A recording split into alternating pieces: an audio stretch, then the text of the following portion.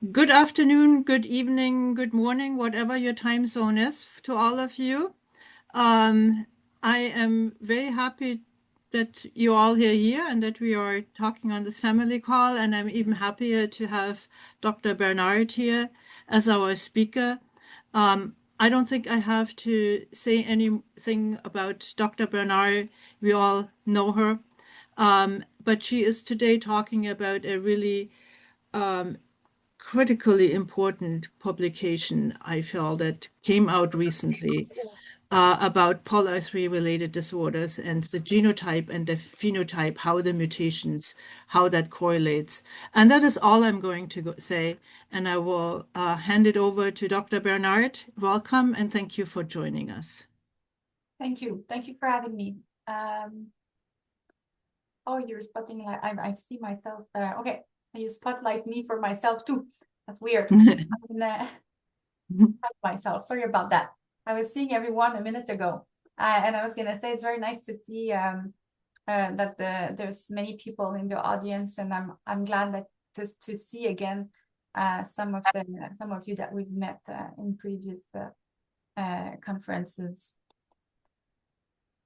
So I assume you see my slide well. I'm gonna sometime turn to my other screen to point on things if necessary. So I apologize for this in advance. I work with 3 different screens. Okay, so we always start presentations with disclosures. So I do some consultancy, I do clinical trials, and I work as an advisor for scientific and medical advisory boards. I'm a part of several international leukodystrophy consortia. I'm on editorial board of some journals, and I also get research run by different entities. So you probably all know this already. Leukodystrophies are a group of over 70 genetic diseases affecting the brain white matter or the myelin. They affect previously healthy children typically, but sometimes adults as well, and they typically lead to progressive disability. They're not as rare as you think. Their collective incidence, so their frequency is about 1 in 4,700 live births. So if I don't see you and I don't see anyone anymore, so if you have any questions, please just interrupt me. So myelin is the white matter of the brain. You can compare neurons or the cells of the brain as electric wires, where the plastic around the nerve or the wire protects it and allows for a rapid conduction of electric signals. So it's the same for neurons. The cells that are making the myelins are called oligodendrocytes, and they achieve myelination mostly during the first 3 years of life. We categorize leukodystrophies between hypomyelinating disorders, where there's not enough myelin deposition during development, and other pathologies where the myelin is initially deposited normally, but then become sick. And we call this altered myelin homeostasis. So hypomyelinating leukodystrophies are disorders characterized by substantial and permanent lack of myelination in the brain. So if we go on to polyarthria-related leukodystrophy specifically, also called 4-H leukodystrophy for hypomyelination, hypodontia, and hypogonadotrophic hypogonadism. It's an autosomal recessive disease. So for every gene, we get a copy from our mother and one from our father. And autosomal recessive diseases, the disease variants have to be on both copies. So both parents carry one copy of the disease variant, and the other copy is normal. And when the child gets 2 copies, they develop the disease. So we say that there's a 25% recurrence chances of having an affected child if both parents are carrier of a disease variant in the same gene. So we said polyarthria-related leukodystrophy is also called hypomyelination, hypodontia, and hypogonadotrophic hypogonadism for the 4-H's. It's one of the most common leukodystrophy. Typically, patient present in early childhood with some balance difficulties and tremors. But later onset disease is also possible, including learning disability, cognitive difficulties, as well as more motor abnormalities such as the stiffness in the leg, we call that spasticity or spastic paraparesis. And non-neurological features are also common, but not present in all patients. And these include the endocrine abnormality, which we call hypogonadotropic hypogonadism, which is the most common endocrine manifestation, which leads to a delayed arrested or absent puberty. Approximately 50% of patients have short stature. And when we looked at this in 2021, we looked at 150 patients with 4H and looked at the hormone abnormalities. We had there were other findings, but the most common were the one I mentioned. Dental abnormalities are also very common. There can be teeth at birth, so we call that natal teeth, missing teeth, abnormal eruptions of the teeth, and others. We are currently looking into this. We have a study working on this. Craniofacial, so patients with 4H have some common facial characteristics that we studied and published in 2023. And also myopia, which is not part of the H's, but the most common non-neurological manifestations of the disease. So genetics 101, in our body, we have cells, and in the cells, we have a nucleus. In the nucleus, we have the chromosome, so one copy from the father, one copy from the mother. And then this chromosome is packaging the DNA, which is the genetic material. And then what happens from the DNA to the protein is that the DNA is transcribed into RNA, which is translated into protein. RNA polymerase III is actually responsible for transcription of some. So we know, as I said before, that 4H is an autosomal recessive disease. There are 5 genes involved: polar 3A, polar 3B, polar 1C, which are the most common genes. Polar 3D that was reported in 1 patient, and polar 3K, which was reported in a handful of patients. And these genes encode subunit of the RNA polymerase III, which is responsible, as I showed you on the previous slide, for the transcription of specific RNAs, which are very important for cellular, for the cells to remain healthy. So from the initial identification of the genes till now, we've realized that we were calling it polar 3 related leukodystrophy, which we still do, but there's more than just leukodystrophies. There's other, we call this phenotypes or disease spectrum. There's other manifestations of the disease that can happen outside of the hypomyelinating leukodystrophy. So some patients have spastic paraparesis or spastic ataxia, so stiffness in the leg with or without balance difficulties, and no leukodystrophies. There are 2 striatal variant forms. The striatum is a gray matter structure. It's a structure in the middle of the brain that's important for controlling movements. The next is the syndrome that leads to neonatal progeria. So babies are born and they age faster. And there are many other manifestations from this disease.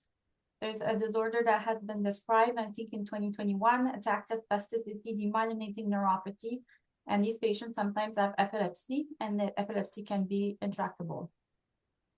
And they don't have hypomyelination. Some patients only have cerebellar atrophy. So the cerebellum, which is a structure in the back of the brain responsible for balance and precision of movement, can become progressively smaller. These patients typically look very much like patients with the hypomyelinating leukodystrophy when we see them in clinic. Some patients only have hormonal abnormalities, and then there are other phenotypes or manifestations that can be seen in patients with variants in the polar 3 genes. including Treacher-Collins syndrome, which is a disease of this syndrome with sorry, with facial abnormality, so craniofacial abnormality, varicella zoster, infection susceptibility, endosteosclerosis or hyperostosis. So what I want to talk to you about today is the work that we did and published this year. Mackenzie Michel Robinson was the PhD student who worked on this, but as you can see, there were many students and collaborators around the world that helped with doing this study. So what we wanted to do, we wanted to look at and report all disease variants or mutations, the ones that were published and the ones that were not published, the new ones that we had in our databases.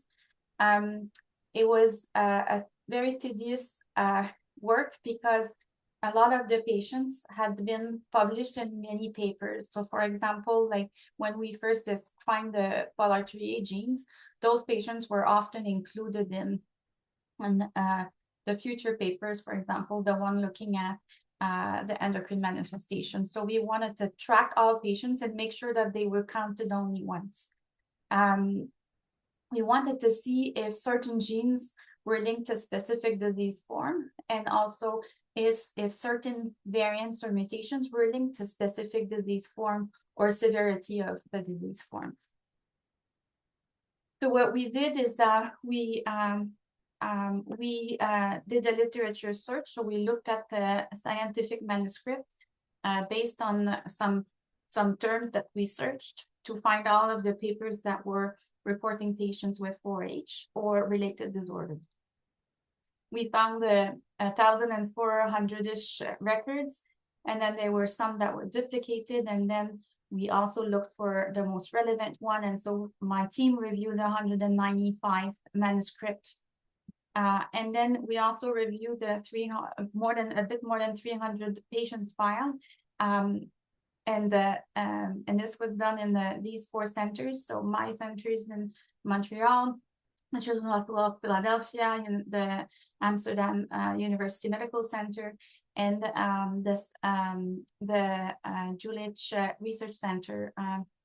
And then with those patients, we identified 260 patients that were published, 73 patients that were non-published, and then the total was a bit more than 660 patients that were included in the study. So this is just a picture showing you how many papers were included, and then we looked at the disease categories that these different genes could cause. So for example, for polar-1C, you can have the hypomyelinating leukodystrophy, or you can have Treacher-Collins syndrome, or you can have both. And then Treacher-Collins syndrome, for example, is never seen with patients that have polar-IIIA, polar-IIIB, polar-IIID, or polar-IIIK mutations. So then we wanted to look at the patients. And so the most common in the polar-IIIA related disorders, the most common gene mutated is polar-IIIA, and followed by polar-IIIB, and then polar-1C. And the other 2 genes, as I said before, they were much less common. And then if you look, at the variants, so the number of variants that we found, so there was more than 200 variants in polar-IIIA, more than 100 variants in polar-IIIB, and then 43 variants in polar-1C. And then we looked at the disease categories. So the most common disease form is the hypomyelinating leukodystrophy, which was what we expected, followed by hereditary spastic paraparesis and a spastic ataxia phenotype. And then the third most common phenotype was the striatal forms of the disease. And then the other ones were not as common. So this are like pictures. A is polar-IIIA, B is polar-IIIB, C is polar-1C. It's a representative schematic of the genes and where all the mutations were located. So as you can see, there like all of these little dots are a mutation. As you can see, they're all over the gene. And then we were able to determine that some variants were more common than others. So for example, the 2015 G4A in polar 3A, the 1568 T4A in polar 3B, which was present in 93 patients, etc.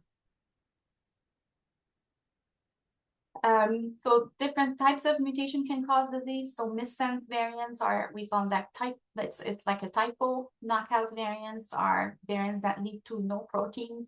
Deletion is when when a few nucleotides are removed, they're not there, and there are other types of mutations as well.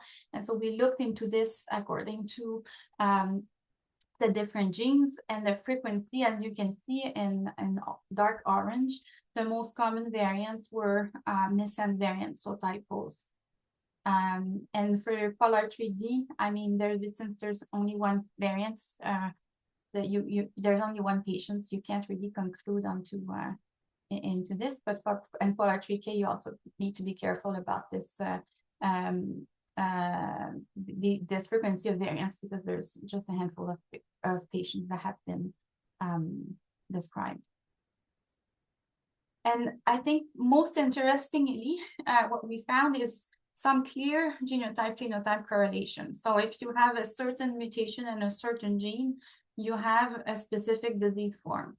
So for the ataxia spasticity and demyelinating neuropathy with or without epilepsy, it's always caused by de novo variants, a subset of de novo variants in polar 3B.